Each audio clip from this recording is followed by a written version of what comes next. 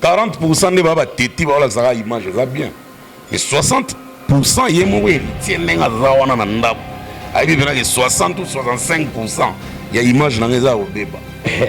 Showbiz ya inospectolité. Obi yo pe na minito e dimne mbara mo héritier dimna. Pour la minute on est dans l'image à Moutagal héritier. Et Bondi c'est un clip à Yopé. Tout ça c'est bizarre, ça n'a mis sur. Dis-moi, je t'ai lâché les jours tu vas de passer. Actualité de Pétard héritier Bambata, ils ont bercé Fanny le 28 février pour nous long là jamais. Le héritage à fort. Dans les mauvais sens quoi ça fort. Et pas dans les vrais sens. C'est vrai que la classe est la différence, mais cette fois-ci, la classe en chair et en os à votre disposition. Et c'est là à travers le Flat Hotel Tenasia. Le Flat Hotel Tenasia met à votre disposition des appartements équipés de chambres et suites avec un confort moderne. Une salle de fête moderne pour toutes sortes de manifestations, anniversaires, fêtes de mariage, réunions et autres. Pour ceux qui adorent la restauration, il y a un restaurant VIP à votre disposition. Un nightclub pour les amoureux de l'ambiance responsable. Un service traiteur de renom. Et pour ceux qui adorent rouler en sécurité et en luxure, le Flat Hotel Tenasia met pour vous une location des véhicules des marques.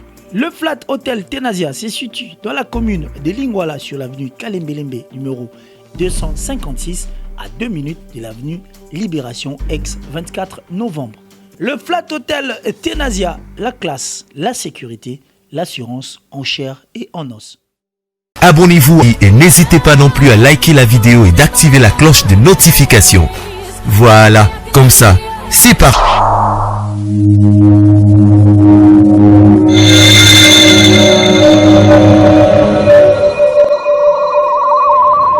La voix du peuple, oh la voix du peuple, oh si tu es bien.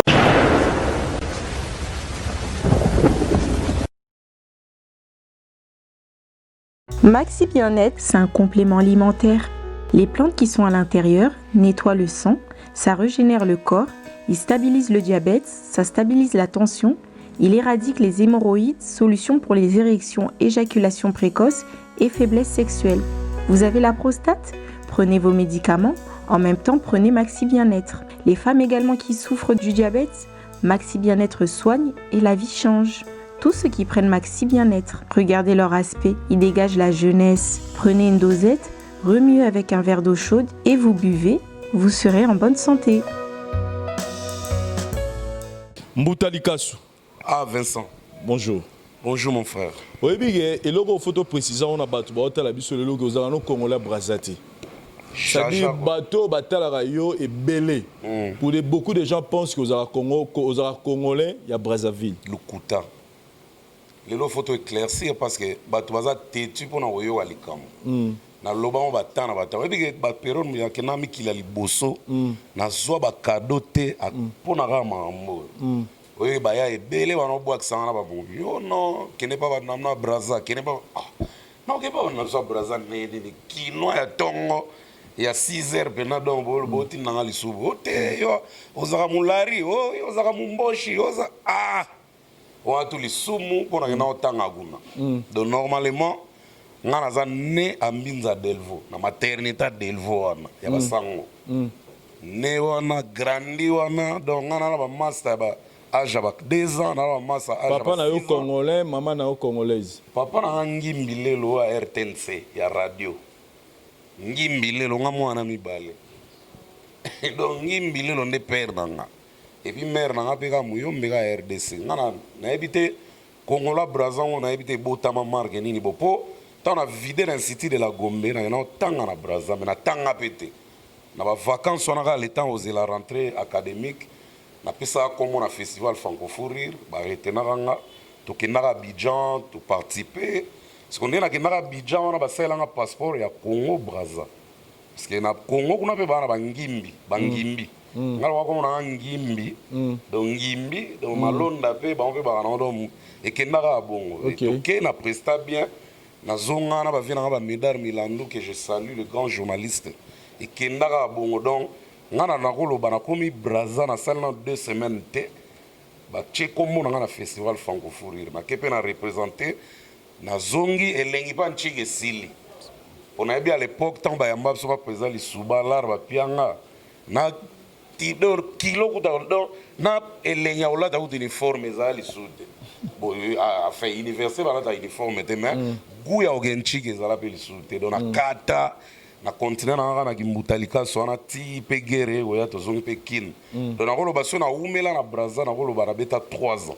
Voilà, ça c'était une 3 ans et puis na zongi na koto. Voilà, en tout cas, il y a une précision importante pour Adbaye. Sinon, nous sommes très heureux, chers amis téléspectateurs, de vous avoir nombreux devant vos postes téléviseurs à travers le monde, de poursuivre votre émission Tribunal, où il y a une émission, tout ça, réflexion, peu analyse autour de notre culture, musique, et puis pourquoi pas parler aussi d'autres actualités aux autres tournées tout autour. Il y a un cannabis, une façon pour Nabiso à reporter réflexion peu macanisme Nabiso et qu'on apporter plus Nabato Bazali Bongo concerné. Retenons que nous avons une bonne nouvelle. Il y a Europé Sabatulelo que artistes et musiciens balela trop l'ikambetali autorisation de sortie et Tolanda qui confie l'omide dans une deux émissions comme ça bandero le que il y a genero mona moto aza responsable à maramwana pour na plaider na oteli ba musicien. Pourquoi musicien 6 fois bimana mboka il faut que nos autorisations de sortie alors que aza citoyen comme tous les autres citoyens congolais et là l'être circulé automoni vraiment cette fois-ci va prouver en haut que cette fois-ci, artistes et musiciens ont le droit de voyager sans autorisation de sortie. Réaction à Mboutalikasu, étant qu'artiste et musicien. Bon. Sinon, il faut saluer aussi la bravoure de Kofi Olomide parce qu'il y a des moutou à tous à la claire à initier qui dit canissons à Mona parce qu'il y a bien tout beaux raconter mais moutou à ceux qui canissent au monde les qui pour que tout aboutit à un bon résultat. Nakozala ni na ya Kofi ni na camp du gouvernement. Pourquoi? Parce que d'autre part, autorisation de sortie est importante pour Nabiso. D'autre part. Et côté Moussoussou, on a ça peut confier moi raison. Il y a évoqué cas qui va longuement la banque parce que ils ont aboutir na on a rien. Pourquoi on a besoin aboutir na on a rien? Biso artiste c'est tant aux autorisations de sortie et les gens ça l'été ont ça biso respect, ça biso kilo. Artistes sont pas autorisation de sortir, ils vont respecter. Pourquoi? Ils vont reconnaître que tu as un mouton comme Vincent Chiluzi, artiste. Bon, c'est un exemple. Donc, reconnaître que Bimili Banda ba yebi mboke yebi. Et normalement, kotozo kende. Il faut que mboka ezala na yo à travers ba représentant na biso libanda na mboko yo kikuta bango. Mais pas na biso ce que salama vraiment trop te artiste. Dès que tu as mboka wana osofutaki autorisation de sortie okomi mboka ngoke par exemple na exemple Abidjan ou na Cameroun okomi kuna na ndenge okosala makambo na yo baproduction makambo tu et pourtant na kala ti batamo beto bana représenter ba civilité na biso na baambassade na biso mais suite bana ozala nango te ata oya otala na hotel ba oya na bango te. Ça dépend de mitema, mususu mona a fanatique à un otalo, mususu pas koya na hotel. Donc on lobake Babiloko te bana le galibanda mboka au moment où on a foutu autorisation de sortie et bana ke na ngoka abona mpepe parce que biso presque tout okuta na ba problème libanda. Ambassade assista biso da. Ambassade assista biso vraiment te. Ngana eba à l'époque même to na Tanzanie via Wilo Longomba uti ko longwa ngana komi Tanzanie. Après na yeko découvrir na kata Tanzanie que ba cassette na biso ezaka piraté kuna. Mutu mo boye komone King Dodo. Bazala on a gabi akabe ba sinalenga mbuta des fois utaka azwaki 9000 pa ba piraterie wana. Il faut que tu aies désordre comme ça ozo 9 chabana ozo apelar na yo po ba pirata yo.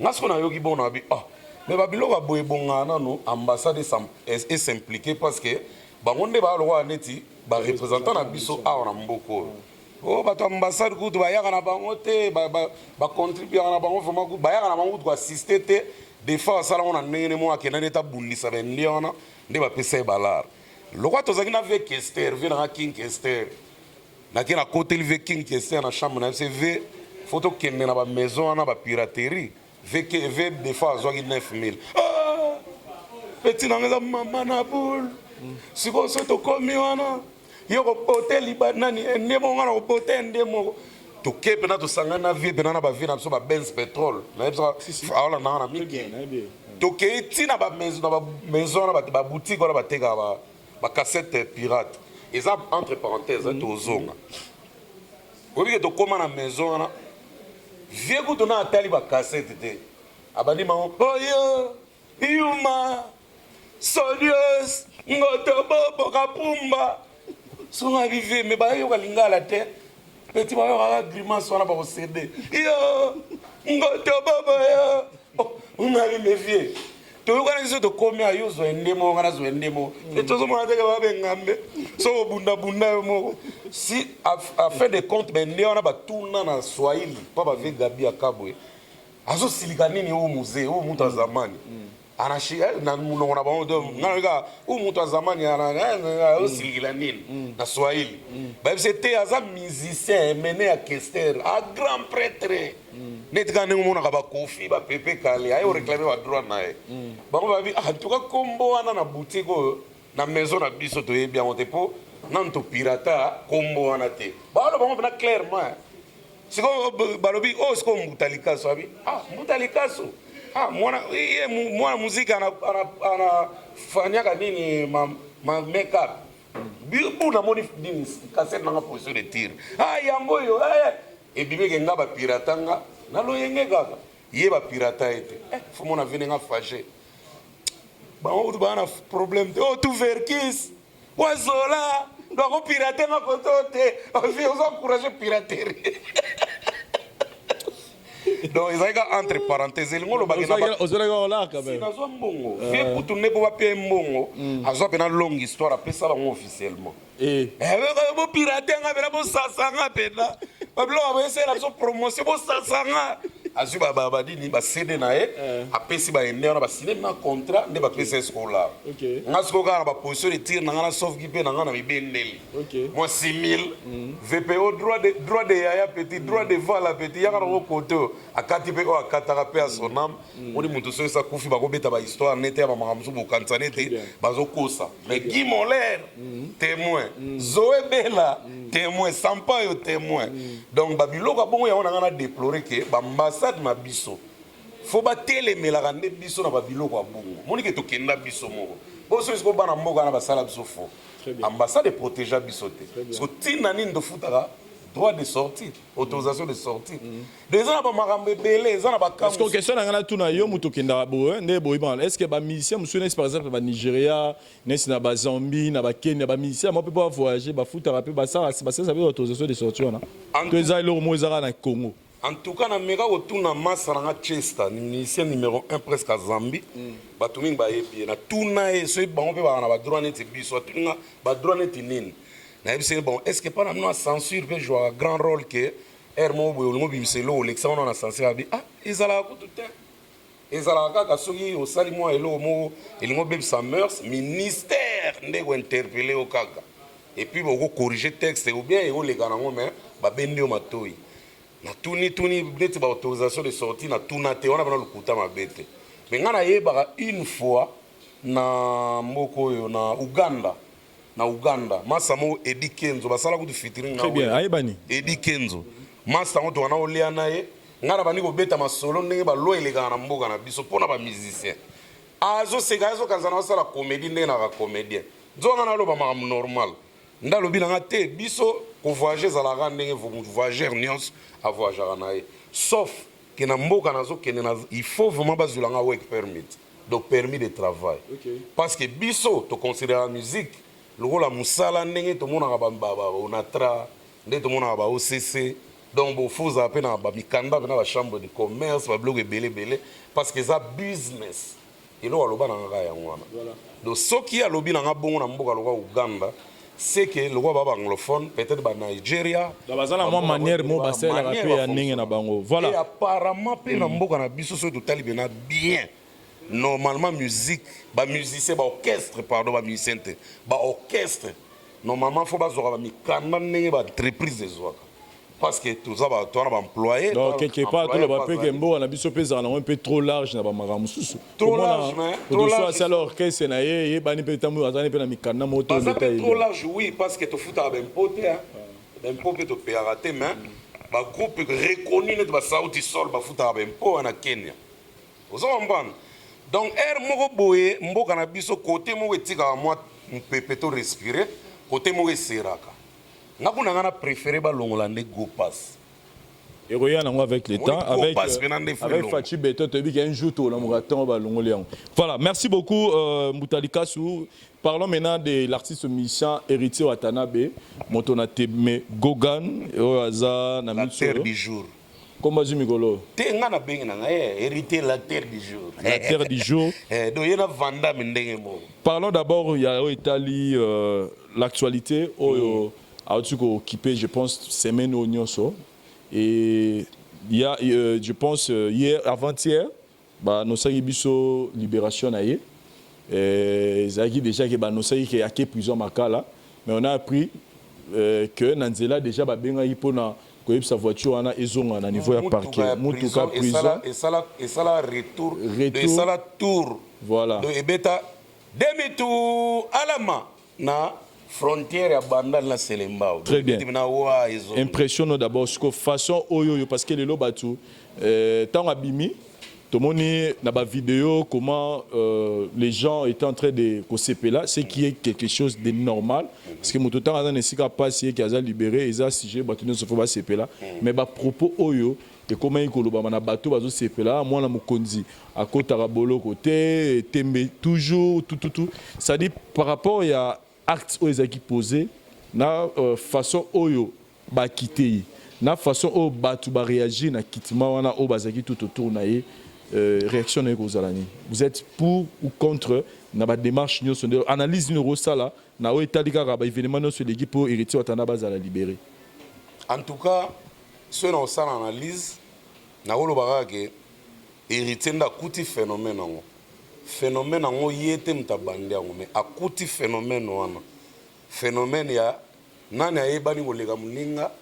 c'est lui qui est fort à sa force la loi du plus fort voilà donc héritier akuti ngo na mboka quand ta bato ba diriger mboka ba yeba ba détruire to bazo reconstruire mboka héritier a un problème héritier pas go se faire loi et mon côté justice et mon côté héritier faut y a telemi liboso ba juger soki ba yaya moko ba yoki kanda to ba sepelité ndenge par exemple ba okende ola la place wana ba bondeli to ba plaider to ba sengi to ba futi to ba leli ke akota ngote et que ba sala on pona batu musu liboso ba tierce personne pourquoi pas e ba sala pona e ka musicien na za na groupe na e Bercy mwana tant azali na pas na été à connaître problème en prison problème azali na ngozaki trop élevé mais batu ba est surprenant batu na laps de temps ka Bercy a purgé mais ensuite un beleta bimi eza ndenge masolo ekendela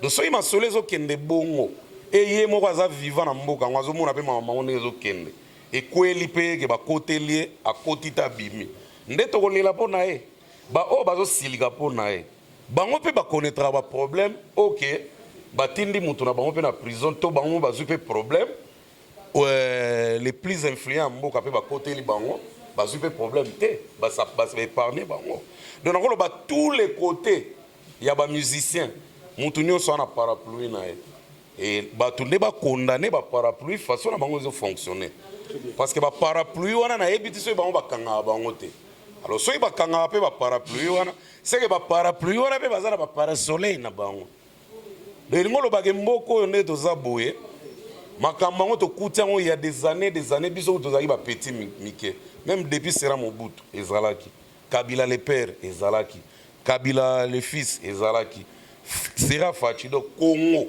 ils ont marché bongo des années so bakangi mutu ata na kanini lobeza kamoko trop politique et tout type na sommet wana pena oza na intervention de mais so eza makambo esalama au quotidien na mboka na biso comme net habitude bato ba déplorer ngo mais que faire neti nga Mutalika so ata na analysao force ni naza na ngo na kopesa conseil mutu pe kune changer pe machine ya mboka comme ça maman est là et vous ça le monde Mais personnellement, pour la Yomoko, héritier Watanabe abimi déjà, Tobanozon a souci m'a trotté. Mais personnellement, pour la Yomoko, comment vous avez trouvé sortie médiatique héritier Watanabe avec notre fameuse Naomi? Oyo Azaki arrêté ensemble héritier Watanabe parce que Tolobango, nous tous, en tout cas, il faut aller y mettre pour au CP dans la Marambo et les Kanaki n'a pas été vidéo à Sextapuana et ça qui battu sur passi comme on a artiste héritier Watanabe n'a pas position avec cette femme Naomi. Mais là, s'il vous plaît, on échappe à l'idée, non ça la développement idée s'il vous plaît. S'il vous plaît, non développer idée. Na problème dans les Arara, tout le monde a qui que ma maman est belée. Bah Léla qui par rapport à la situation parce que par coïncidence Bablo on s'est répété au moins 2 fois ou 3 fois dans un héritier Watanabe que peut-être sentiment na bango et ça dit que mukili mobimba et monango et ba mamé belé bazaki mécontent il y a comment on est-ce que vous pensez que sortie médiatique tout ba propos héritier Watanabe tenagi na Naomi est vraiment important héritier Watanabe les gâteaux Naomi les canaux micro et Anya Star pour dire tout ce qu'ils ont dit ce jour. Est-ce qu'ils arrivent vraiment moment to ba propos ba tenir qu'ils arrivent vraiment approprié dans situation n'engezo les cas. Bon avant pena lobaneti na analyser ba propos na bango na yoga yango pete. Faut na yé ba propos on to landango et puis to zong alors. Je n'ai pas le droit déjà de parler parce que Batobele baza mité malabongo ezoki, Batobele baza blessé. Premièrement pour na ba maramno sur les gars et deuxièmement pour na ndenge bayoka ki na kangami et troisièmement nde ba omonanga tozana yo. Parler d'une chose qui circule un peu trop sur moi, que je suis mariée. Je ne suis pas mariée et j'ai pas d'enfant. Le fameux, je sais pas moi, Christian Bando, Bando c'est mon nom, c'est pas le nom d'un mari. Je ne suis pas mariée et j'ai pas d'enfant. Pour les vidéos qui circulent, en tout cas, je veux juste demander pardon à ma famille premièrement, à ma mère. Non, mon visage est gonflé, je peux pas. Excusez-moi, mais mon visage n'est pas très bon là, j'ai trop, mon visage est gonflé. Mais je vous avais prévenu que je pouvais pas avec mon visage là. Voilà, pardon à ma famille, à ma mère, à mes frères et à tout le monde. Mais en tout cas, c'est tout ce que je peux vous dire maintenant parce que oui,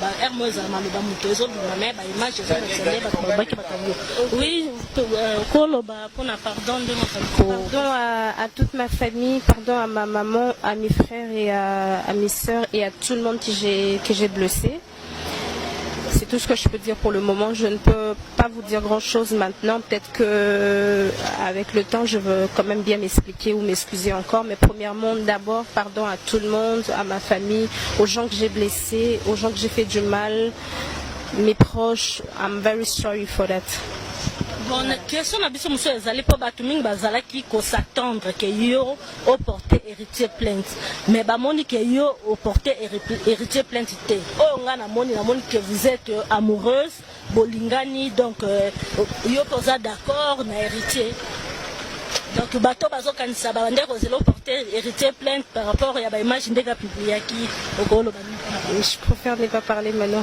C'est mieux, merci. Voilà, je pense que tu côté là, image Moutalikasu, où on voit héritier Watanabe qui s'est dit que Batubele bazana passi ya romonaye par rapport à ramener les cas qui n'en est bakanga qui n'en est les interviews. Donc c'est comme si moi déjà de reconnaître que les Canadiens déjà ça qui on irait ça qui vraiment les moments et puis tout le monde moi là moi si n'enga sengi pardon à la famille et puis qu'on préciser Batukaza marié té patati patata tout ce qu'elle a et pouvait dire impressionnant. Ça dit pour l'anga. Est-ce que c'était le moment de faire cette interview par rapport à Makamunio Sonengeza Oleka? Bon, et là on a par là. Déjà, nous avons qui hérité. Tu as la l'idée de parquet et puis tu as comment kende makala. Bien que tourner dans nzela, ils ont déjà émotionné.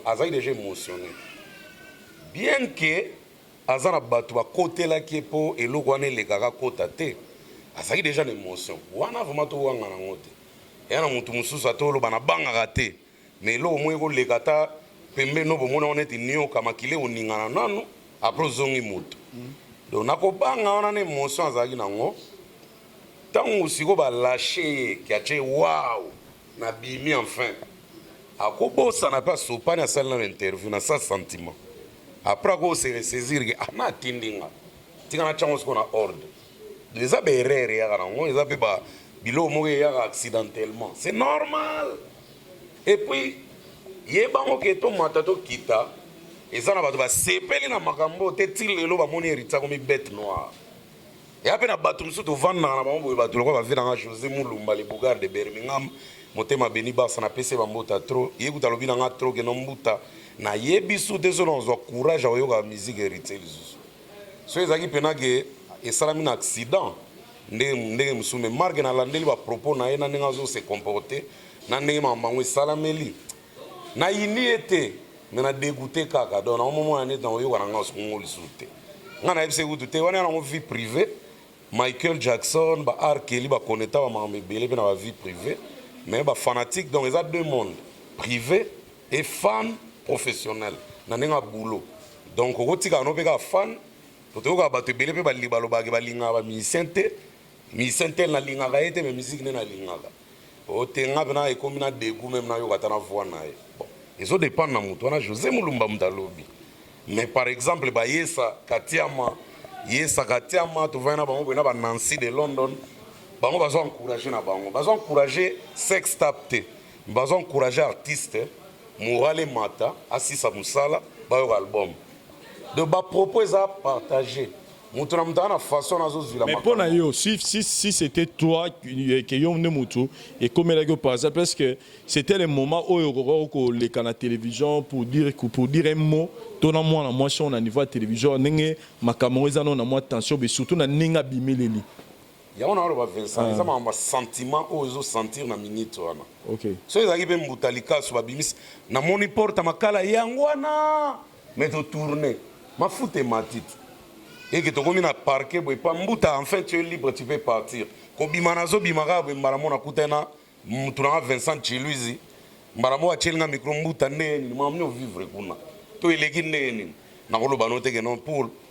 par respect. Vincent, le micro, tout ça, non. Poliment, moi, malobata mouké. Attends, moi, respect, on a la presse. Moi, 5 minutes, 3 minutes, ça passe. Je n'ai pas briefing kaka. Mais je n'ai pas s'accaparer dans les médias. Il n'a pas mal fait. Et il n'a rien. Bon, il n'a pas fait. Il a se reprocher parce que ça va faire mon naturel. Émotion va quand tout le monde. Tout d'abord. Attends, je suis l'homme le plus compliqué du monde. Le côté de la toilette est le plus compliqué. Parce que c'est un kangia. Les plus compliqués au limo. Au moni babilo to chaka on a grand prêtre.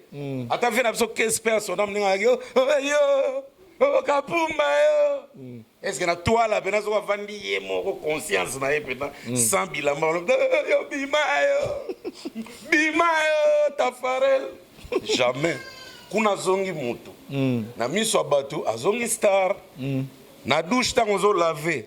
Oui, que le raisonnement nyonso yaka ya makambo ezo malmené na batant wana. Oka inza monsieur na yeba ki vraiment mena kenana mumia na te. Inza meni netinenga na sale lobo. Wana zo laver si oza yo moko bilamba basimbeli yango na libende wana. Donc yo moko na yo moko siko place wana e comme un examen de conscience à mutu. Donc il grand prêtre za partout te.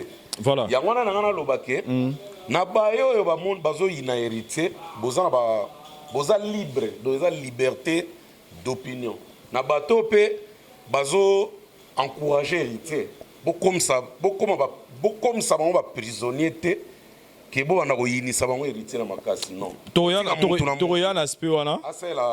Torian aspect wana tout le monde sorti héritier Watanabe, tout le monde déjà proche naie, babani ba publication au niveau des réseaux sociaux.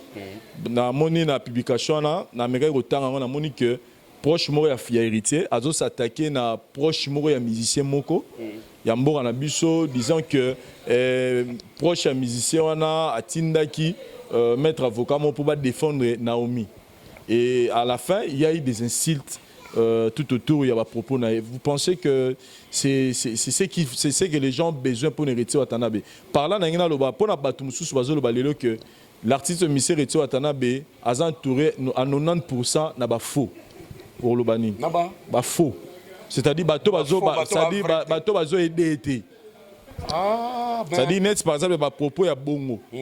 Comment on a par exemple pendant que l'artiste musicien a un problème ils touché personnalité to carrière nae moment na ba dususu o baza pemene na ole ba aider moment na ba comme na bango et comme sujet à attaquer là ba musicien mususu. Qu'est-ce que Vincent na ko sa ote na de on a avocat moto te a tozo analyser na na lo ba elo mo au moment où Héritier Zalaki incarcéré je crois mis na ba na mon Facebook na sur mis ne comme aveugle était ndeko na Vincent toute minute qui passait il y avait que des injures envers Héritier tu veux que ça qui sextape tu veux que ça condamnable tu veux que ça bien te mais tout le monde qui peut bateau pas au finga tu veux que non ba na raison parce que ça bien te si ko bateau Héritier o ba linga pe Héritier makasi yo mo lobi ba approche na ye si ko so bazana po ça ba bimisa ba parole mo venimeuse et pas ya bateau yo ba na kota makamna bango biso to kezuko ko bana ko kabla loi ba arbitre bango na bango ba ko s'en prendre na ba propos na bango pe ba ko silisa ngo bango moko l'homme le plus fort à mon anara na terrain le plus fort en quoi le plus fort dans un métier quoi dans la musique na ba réalisation ba insulte ba banalité ba biloko pamba wana eza ba buzz eza biloko elekaka biloko tout le monde asala rango quand tout eza na quand moko te ba finga ka muninga te quand nyonso ba finga naka siko bango moko ndenge baza wana baye bango après ko finga sikoyo soki pe basali mpiaka bato el musu ba fingi ba supporter soki pe ba bibisi disque simbi te bato el musu ba fingi ba supporter parce que bango ba sala pardon ba proclamer injure na net le quoi ba proclamer injure na net ba ba ko gérer on ba circonstance tout ezala quand ya l'autre ezala quand ya l'un soki l'un a sali disque simbi te bato l'autre ba komi ko finga ngo boya ko lela biso neti ba kinenge ya te veza mbuta bozo mona ndenge bazo finga kuna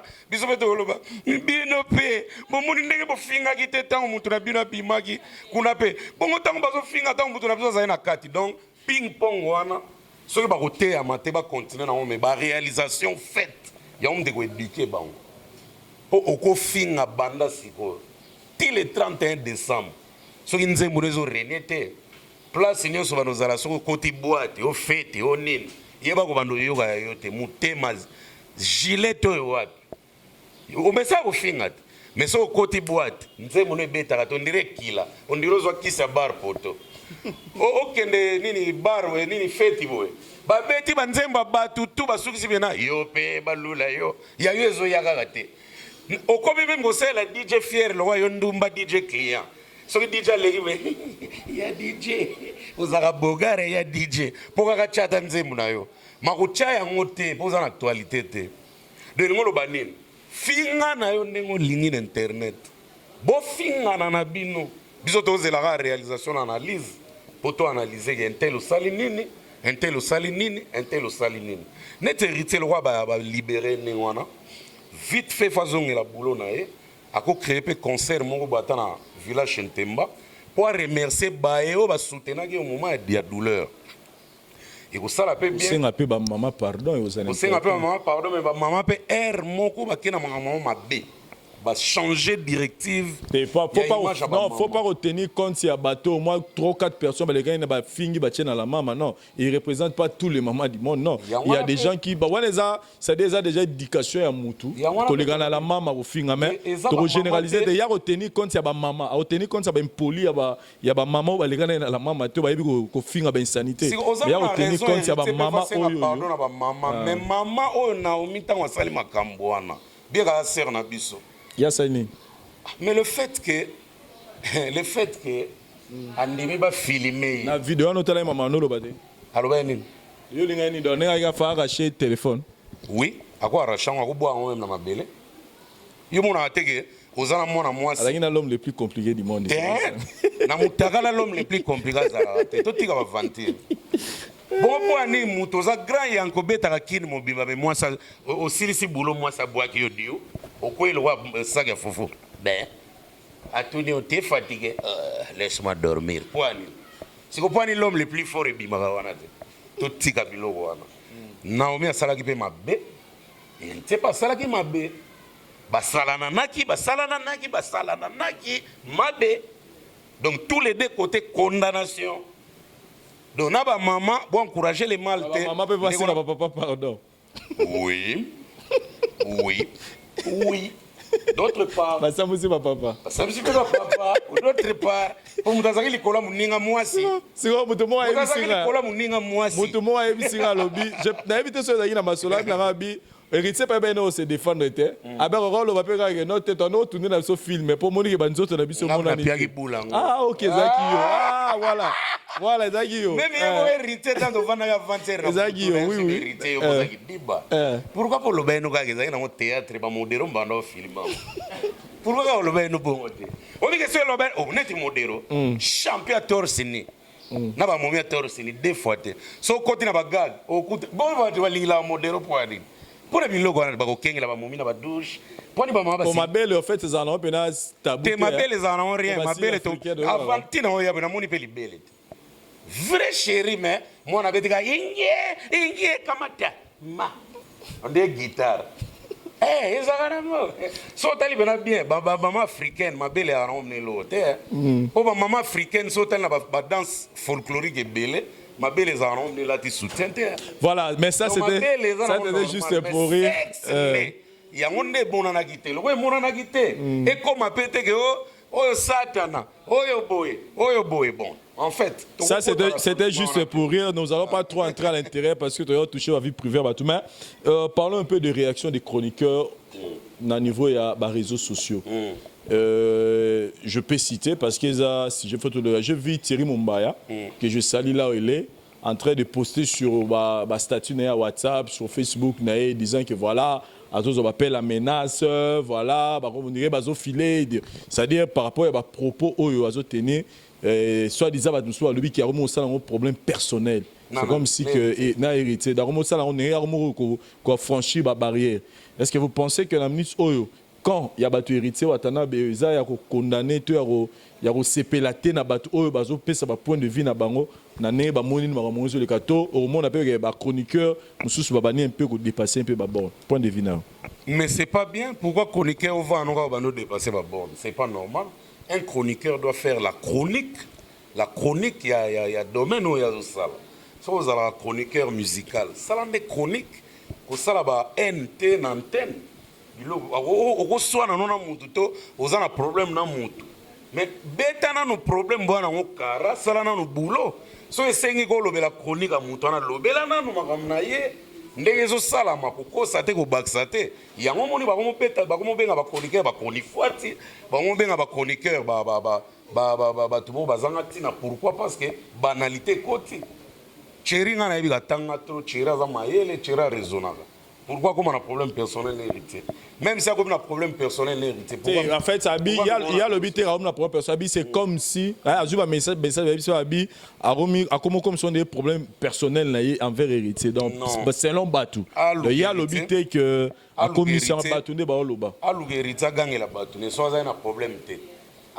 Afunda on peut hériter de un terme congolais doit hériter hériter a bien hériter à soumettre problème à moi na moi il y a comme ba tono neni ba mokanela nga banini mais ya on to loba tant on tenir ba propos insensé pas muto ayebani makasi koleka yo pour moi les alwa bitumba yo lugi bitumba est-ce que otali armement avo bunda ezalwa lelo to lali tongo mo boye ngai botolo bakaka nde bato banaomona neti ke nga na provoqué Kofi oza pena sur na armement nano on akobunda na Kofi aza déjà na baarmement moko neti tokopesa exemple alo les États-Unis ou bien Corée ya jona mukuse wana pingi yungi pingi soki jungi pingi jang wa mukuse wana do aza wana cargaison ya armement nga na DM16 sona ke bunda na Kofi non ekomi insensé nga na bunda na Kofi ta Kofi c'est mon vœu. D'abord, sur le vérité, il faut faire voir aux vieux qui faisaient faute na yo mogo. Aux aviez. Bon, ceux qui par exemple tirent mon propos à tenir et ont cadré na problème n'engizali.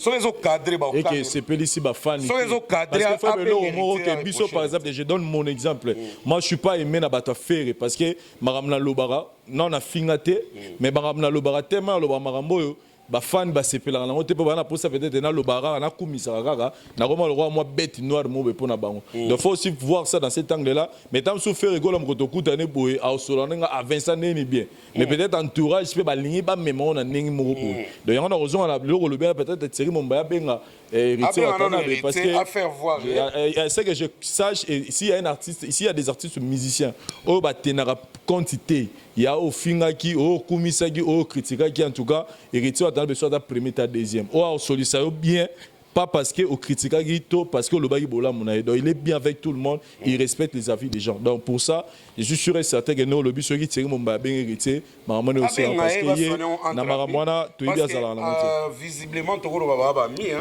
ça en fait basala tout ça la musala mon abino donc ils ont réciprocité donc bisoto pesi bino bozui bino bo pesi bisoto zui donc jamais va cause abinemi donc pour nanga Thierry faut approcher héritier ayeba nini ya mabe o héritier constater so que ça vérité mon il faut ça en face que nous ezaki vérité na considérer on a ce qu'on va aussi là bien parce que héritier pas bête donc awa normalement toujours déplorer ga marambwana que cause un problème personnel na muninga musala eza musala problème privé eza makambo ya na musala te yango eloko to déploie tout le temps donc Thierry a approché héritier soit na communication soit en utilisant quelqu'un qui est bien avec héritier voilà pas bon maman toi voilà Moutalikasu tout ce qu'on peut dire tout ce qu'on peut voir au base au likambo et loko oyo eza plus dangereux pour na héritier watana beza ko bebi sa carrière musicale na ye.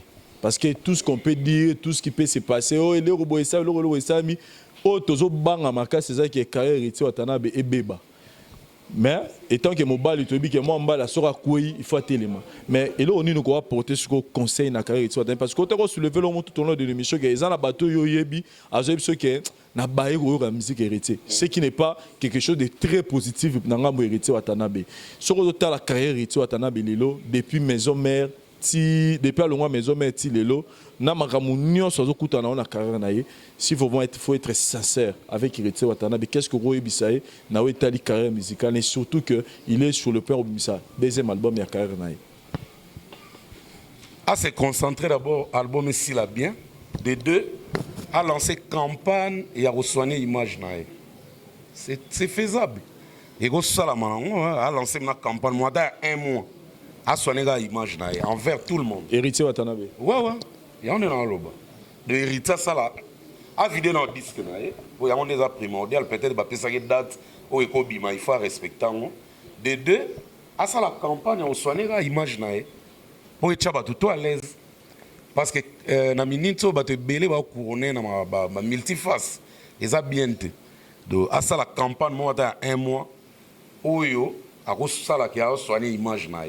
Et go simba pe ba tout bazongele na mutema o soigner on est sindeni na relaxer te na professeur te na pesca idée ana bato bien entouré par de bons conseillers mais ce qu'il doit faire c'est de soigner son image et sinon parce que et logo ezawana 60% à image neza obeba 40% ne baba teti ba la saka image eza bien mais 60% yemo héritier nenga zawana na ndako aibi bena que 60 ou 65% ya image neza obeba qu'il soigne, c'est tout.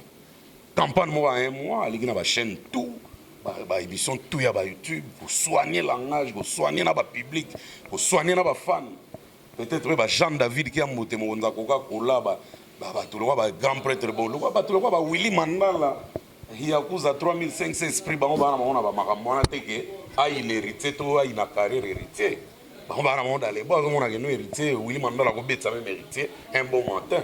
Mais bateau yo ba moni bena ke image on est ba Clarisse Tanga Muyembi na Paris na piombo te bango o ba komeke mbuta na pena na posa ko yo héritier za soute non héritier sikoyo face à la campagne moi ta un mois azong sa bango la raison do azong sa bango bena ke non et c'est erreur yaka naza mutu donc naza diaboluté buki mangate bablo do campagne pena ya kozong sa bonne image Et c'est très important. Mais entre nous, il y a le côté de l'actualité. Héritier a faux esprit mon à comme l'actualité non si showbiz na biso showbiz ya no spectondité obi ke yo pe na minito e dimne mbara mo héritier dimna on dirait mwinda kolema mais solo maza solo ba bibe na ke on dirait non si bipe showbiz on nge bazela ki non showbiz et ko ça la carton plein tes mains le petit a du succès sauf que héritier a bomi 600 rapide. Pour un minute, on a une image à Moutagale héritier. Et Bundisi mena clip à Yope. Yope, Batala, yo. Dis-moi, je te lâcherai le jour où tu me quitteras. Yope, Bapesa, yo. Dis-moi, je te lâcherai le jour où tu me quitteras. Alors, le banni, ah, je te lâche, je te dis-moi, je te lâcherai le jour où tu me quitteras. Once que vous avez rumba, il y a qu'est-ce que Yope. Si on a hérité, studio Mbalamoko rumba, je te quitterai le jour de mon nino, de me trahir. Mbalamoko fait kanga. Telaga, sextape hérité bimi 18h, on dirait disque bimi. Na match va léopard va bêter on makola olem. Toké nil. Et pourtant on va gagner. Là va supporter na stade, va supporter mais avec image hérité à Moutagala na mutu. Donc ça là et donc na koloba et samba qui na ba boîte de nuit. Naba matanga ba bazo lela me misu na téléphone. T'as la nouveauté bébé, t'as la nouveauté bébé. Nouveauté nini tant zo kengela. Dis-moi, tu me lâcheras les jours les jours que j'ai acheté de la chérie. Bon ponga na kangi ba phrase on bien te. Ndinga bimisi la yango misu. Wata no ayebo créer bena. Non. Alors là l'actualité Kofi Abera ici. Ouais, ya Kofi kutu dona yebite zo watanya on a sali peka. Ouais, actualité il a mal fallu. Donc, l'actualité, l'actualité, hérité Bambata, ils ont bercé fallu le 28 février. Pour nous, on l'a jamais. Babie PC, l'on total. On a tout sali Moutagala Penda, au bon filmer le filmer à côté. Et puis, et au long la tête. Générique à Bamisene Balongwaki. Même si on a côté, on a côté. Net Balila. Charlie Parabali. On a tout de charpement char de combat. D'autant que l'actualité a hérité Biba Moutakala Pia. Donc, victime à l'Ibosso, générique à Paralingomba. Mais ça peut être trop tard, parce que promotion ma casse. Mais pour effacer Moutakala hérité, ça m'a cambo. Au Kogate. Voilà, merci beaucoup, chers amis téléspectateurs. C'était Moutalika sur. Hérito Zafo. Non, hérito Zafo.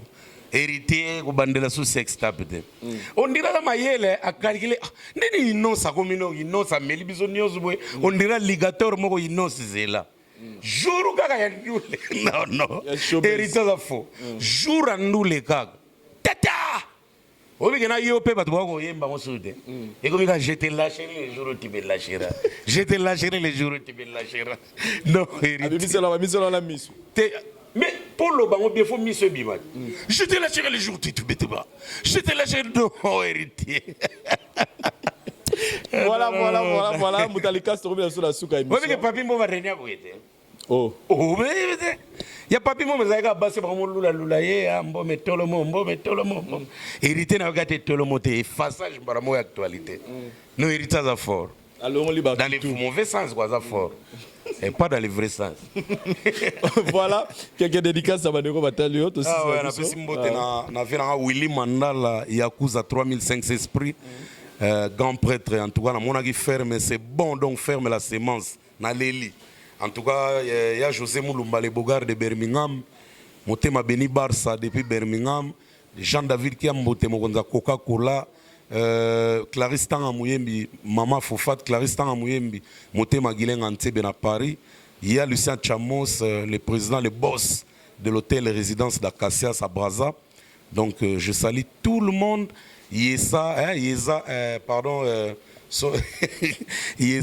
Kassia Manapese Mambota trop. Donc vraiment, Batunion sur Balandinga, pour tenir biso rigueur, tes analyse, nous on critique pas. Et on ne juge pas, mais on analyse les effets. Donc, les faits, pardon. Voilà. Les effets. Voilà, On merci analyse beaucoup. les faits. Merci beaucoup. Na bandegonos aujourd'hui tarota la émission yo. Je dis merci na Daryl Diwanté ça pour la prise de vie. Merci na babonné nyonso. Il y a la voix du peuple aujourd'hui étant erota l'émission lelo pour na biso tout mon année prochainement na ba différentes choses na biso à la la voix du peuple. Merci bye.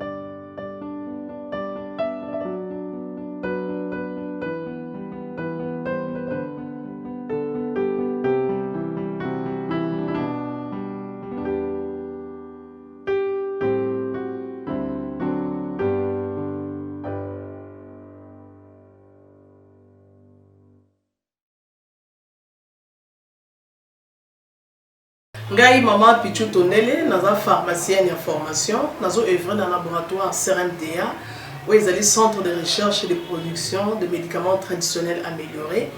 Tout tient à disposition de bino cosmétiques, tout ça des cosmétiques enrichis au collagène, ils ont traité tampons, ils ont traité rides, ils ont traité poche, ils ont traité imperfection mingi ya peau, pour ça il a un sérum sous forme de masque, tout ça des crème réparateur, ils ont réparé pour ce qu'on a problème acné, boutons, mapalata, et puis qu'on sait un sérum naïe où ils ont enrichi dans acide hyaluronique. Tous on a d'ici gel douche, tous on a grand format, na petit format, et ça mis à paille ils ont adouci un pot. Tous on a d'ici cheveux.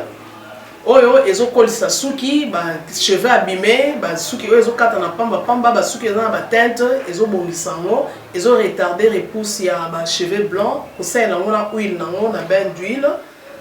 Tous on na crème pommade, tous on a savon où ils ont accompagné gamme ya cosmétique nyonso.